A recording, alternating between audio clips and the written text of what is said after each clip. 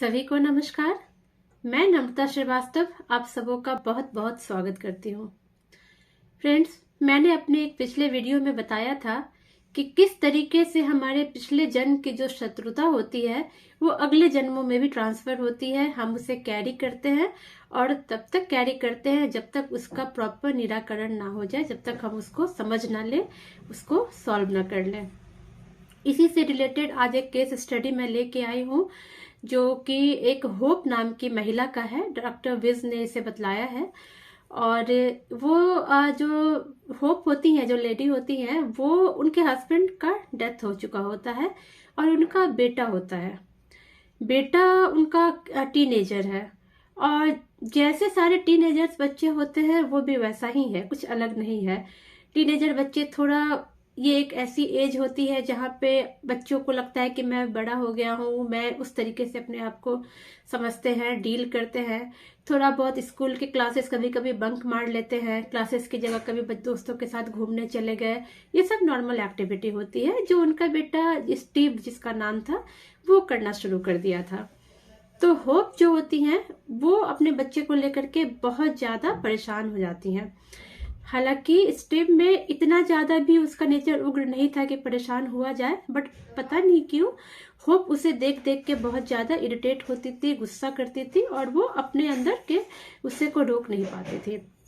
हालांकि वो अपने बेटे के लिए हर वो कोशिश करती थी जो कि एक माँ बाप अपने बच्चे के लिए करते हैं। अच्छे स्कूल में पढ़ाना, उसकी जरूरत का ध्यान रखना और सारी चीजें करना जो जनरली पेरेंट्स करते हैं। बट धीरे धीरे क्या होता है ना कि होप के मन में शुरू से ही अपने बेटे स्टीव के लिए बहुत गुस्सा जैसा था और वो धीरे धीरे करके बढ़ता जा रहा था।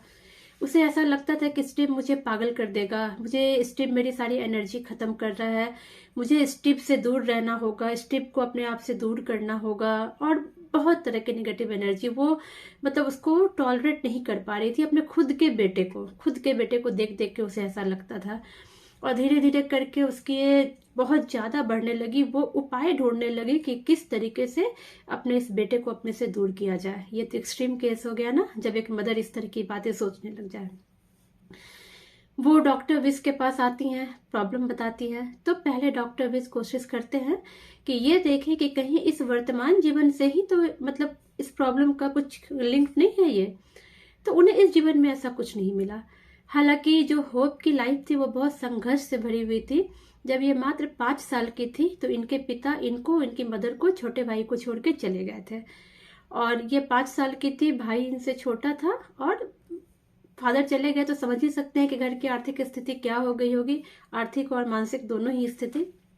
उसके 2 साल बाद इनकी मदर का भी डेथ हो गया। तो अब ये दोनों भाई बहन अकेले पड़ गए। इस वक्त तक जो होप थी वो 7 इयर्स की हो चुकी थी और दोनों भाई बहन सड़कों पे इधर उधर करके अपनी जिंदगी बिता रहे थे। थोड़ा भीख मांग के, थोड़ा गिरा पड़ा खा करके, कभी जानवरों की रोटियां छीन करके, इस तरीके से बहुत कष्ट वाली इनकी लाइफ थी। 2-3 साल ऐसे ही निकले। फिर एक लेडी को ये दोनों बच्चे दिखे तो उनको थोड़ा सा माया लगा, अफसोस लगा, तो वो इन बच्चों को उठा के अपने साथ घर लेके गई। तो कुछ दिन बच्चे वहां रहे, कुछ साल। धीरे धीरे करके उस लेडी की आर्थिक स्थिति भी खराब होने लगी तो उन्होंने इन दोनों बच्चों को अनाथालय में डाल दिया। तो अनाथालय में डाल दिया। इसके बाद क्या हुआ, 1.5 साल दोनों बच्चे वही रहे। 1.5 साल के बाद इस लेडी की स्थिति थोड़ी सी सुधरी तो वो इन बच्चों को वापस अपने साथ ले आई। अब बच्चे वही उनके साथ रहने लगे। होप तब तक, जब तक होप 20 साल की हुई तब तक वो लेडी के ही पास रही। 20 साल की उम्र में उन लेडी ने इनकी शादी कर दी। अब शादी के बाद भी हस्बैंड के साथ इनकी बॉन्डिंग बहुत अच्छी नहीं हो रही थी। शुरुआत की बात है, बहुत ज्यादा झगड़े होते थे। 4-5 साल बाद दोनों सेपरेट भी हुए बट फिर मिले और धीरे धीरे करके एक दूसरे को समझना शुरू किया। वहां से इनकी लाइफ अच्छी होने लगी, आर्थिक स्थिति भी अच्छी होने लगी, फैमिली का भी अच्छा होने लगा। जो फैमिली का सुख और सपोर्ट कहते हैं वो होप को मिलने लगा। वहां से उनकी जिंदगी कंटिन्यू हुई। आज के डेट में होप के जो बेटे हैं स्टीव, वो टीनेजर है, हस्बैंड का डेथ हो चुका है और होप इस तरीके से, मतलब मैं वापस कहानी पे आ रही हूँ कि कितना मैंने बताया कि कितना होप को लेके उनके मन में गुस्सा और नफरत भरा हुआ है। तो इस जीवन से तो डॉक्टर विस को कुछ ऐसा नजर नहीं आया कि बेटे के लिए नफरत वाली बात। हाँ, गुस्सा वाली बात जो है वो भी आगे हम लोग इस पर डिस्कस करेंगे, बट बेटे के लिए नफरत क्यों है वो समझ नहीं पाए। तो अब वो उनको उनकी पास्ट लाइफ में लेके जाते हैं। जब होप अपने पास्ट लाइफ में उतरती हैं तो वो अपने आप को देखती हैं कि पिछले जन्म में वो एक मेल थे, मतलब बॉय थे, मेल थे, पुरुष थे। और वो अपने आप को देखती हैं कि कोई एक अपने एम्प्लॉयर के ऑफिस की तरफ वो जा रही हैं, और एम्प्लॉयर के ऑफिस में जाती हैं, अपने बॉस के केबिन में जाती हैं और बॉस के ऊपर बेतहासा चिल्लाना शुरू कर देती हैं कि तुम मुझसे इतना काम लेते हो और मतलब बदले में मुझे पैसे नहीं देते, जो तुम्हारे क्लोज वन है तुम उनको फायदा पहुंचाते हो, मेरे साथ तुमने धोखा किया, बहुत बड़ा धोखा किया है, ये वो बॉस को बहुत बोलती हैं, बहुत बोलती हैं। और बॉस की बात सुने बिना वो वापस आ गई हैं, दरवाजा बंद कर दिया और निकल गई हैं। ध्यान दीजिएगा, बॉस को बोलने का मौका नहीं दिया, बॉस की बात नहीं सुनी और वो वापस आ गई। ये एक पॉइंट यहाँ पे बनता है। तो अब जब उनका ये एनालाइज कर रहे हैं डॉक्टर विस, तो उनको दिखता है कि ये जो बॉस को इन्होंने इतनी सारी बातें सुनाई और बॉस की बात नहीं सुनी, बॉस क्या बताना चाह रहे हैं नहीं सुनी, वे वापस आ गई। और ये जो इनका एंगर था, बॉस के लिए जो गुस्सा था, ये पूरी लाइफ उन्होंने उसके बाद कैरी किया। उस दिन के बाद उन्होंने एम्प्लॉयर की नौकरी तो छोड़ ही दी थी, बट ये गुस्सा, ये नफरत, ये पूरी लाइफ कैरी की और इसी के साथ वो खत्म भी हुई। मतलब लाइफ तो जैसे उनकी नॉर्मल खत्म होती है वैसे खत्म हुई, बट पूरी लाइफ पे गुस्सा उनके अंदर रहा, नफरत रहा, बॉस के साथ नफरत वाली चीज की, इसने मेरी एनर्जी खत्म की, इसने मेरा शोषण किया, ये सारी चीजें उसके मन में रही और वो वही खत्म हुई।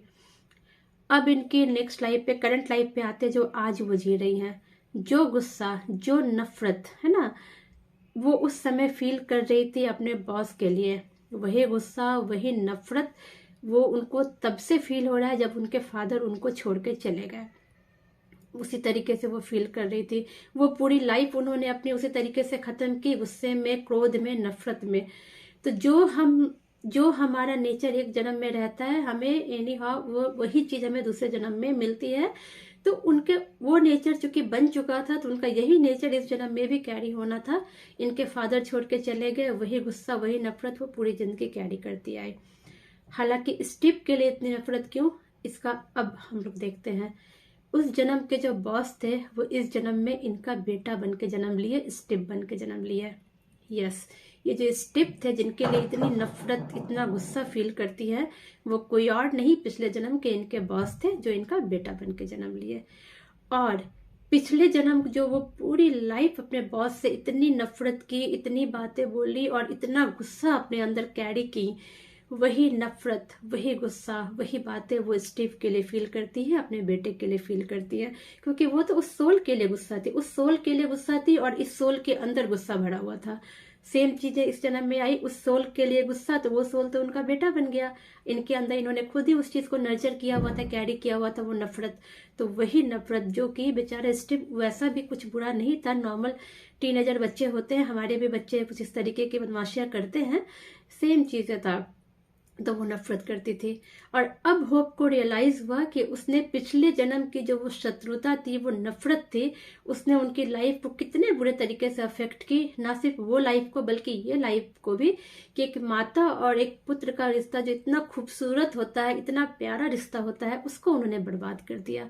क्योंकि इनके मन में अपने बॉस के लिए इतनी नफरत थी, तो वो नफरत की वजह से जो उनके दिल में कैरी हो रहा था, इन्होंने अपने बेटे को वो प्यार नहीं दिया, बेटे से दूरी बनी रही और वही नफरत इनका यहाँ रहा। आज की डेट में अभी होप का इलाज चल रहा है और वो अपने आप को बेटर फील कर रही हैं। लेकिन जब ये गुस्सा, ये बातें उनके दिमाग से निकल गई, तब क्या होता है कि उनको अपने बेटे के लिए वो चीजें समझ में आने लगी। ये मेरा बेटा है, या इतना भी बुरा नहीं है, नॉर्मल टीनेजर सारे बच्चे ऐसे ही होते हैं। होप की बात यहाँ पे आ गई, इसको समझ में आ गया। अब रही स्टीव की बात, स्टीव भी होप को पलट के जवाब देना शुरू कर दिया था। इसके दो रीजन थे। पहला तो वो जो इतना बोलती थी, इतना गुस्सा दिखाती थी, उसका रिएक्शन था। और सेकंड, स्टीव के दिल में ये बात भी दबी हुई थी, क्योंकि पिछले जन्म में स्टीव ने उनको बोलने का मौका नहीं दिया था। होप अपनी बातें बोल के चली गई थी और उसने बोलने का मौका नहीं दिया था। तो स्टीव के मन में भी, स्टीव के मन के गहराई में भी ये बात थी कि मुझे इस लेडी को पलट के जवाब देना है, मुझे इससे बोलना है, ये मेरी बातें नहीं सुनी। तो वो इसके सबकॉन्शियस माइंड में थी, वो एग्जैक्टली जान नहीं रहा था कि पिछले जन्म से कैरी हो रहा है।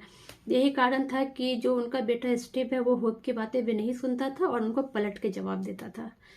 तो इस तरीके से हम देखते हैं कि सोल के जो आपस में बॉन्डिंग होते हैं ना, कोई फर्क नहीं पड़ता वो हमारे बेटा है, पति है, क्या है, हम जिस हिसाब से पिछले जन्म में हमारा जो रिश्ता है वही कैरी होता है। इसीलिए बेटर यही रहता है कि जिस जन्म के जो गुस्सा है, जो नफरत है, उनको उसी जन्म में छोड़ दिया जाए और आगे बढ़ा जाए। अदरवाइज हम इसी में झूलते रहेंगे। यही नफरत, यही गुस्सा, यही चीज़ है। जाने अनजाने हम सबसे कुछ ना कुछ गलती हो जाती है, तो बेटर है कि हम माफ़ी मांग लें और माफ़ कर दें। सामने में माफ़ी नहीं मांग सकते, मन ही मन तो मांग सकते हैं ना, माफ़ी मांग ले और माफ़ कर दे। अदरवाइज हम इसी में झूलते रह जाएंगे, हमारे आगे का रास्ता ही नहीं खुलेगा। बस यही दुख, यही दर्द हम सहते रहेंगे और आगे निकलते रहेंगे। लेकिन अपने बस इतने ही में इसी चक्रव्यूह में फंस के रह जाएंगे। लाइफ का जो असली पर्पस है वो हमें नहीं मिल पाएगा। Thank you so much friends, thank you.